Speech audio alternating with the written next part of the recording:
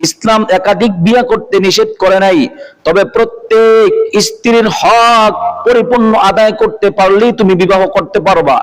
স্ত্রীর হক যদি তুমি পরিপূর্ণ আদায় করতে না পারো, তোমার জন্য স্রেফ একটাই যথেষ্ট।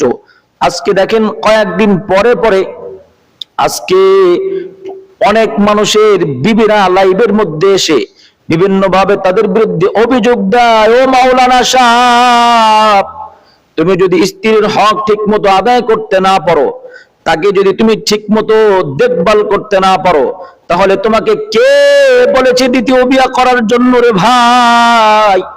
তুমি কোন ইসলামের মধ্যে পাইলা তিনটা চারটা বিবাহ করে করে নারীদেরকে কষ্ট দেওয়ার অধিকার তোমাকে কে দিয়েছে রে মুসলমান? ও আলেম, তোমাকে কে এই অধিকার দিয়েছে? ইসলাম কোনোদিন এই তোমাকে অধিকার দেয় না। বরং ইসলাম বলে তুমি একটা বিবাহ করার পর এরপরে তোমার যদি দ্বিতীয় বিবাহ করার প্রয়োজন হয়, দ্বিতীয় বিয়ে করার পরে প্রথম স্ত্রীকেও সমানভাবে ভালোবাসবা, দ্বিতীয় স্ত্রীকেও তুমি সমানভাবে ভালোবাসবা, যেমন ভালোবেসেছেন আমার মায়ার নবী। আমার নবী স্ত্রীদেরকে কেমন ভালোবেসেছেন, কেমন হক আদায় করেছেন, বিবিদেরকে কেমন অধিকার মর্যাদা দিয়েছেন আমার পয়গম্বর।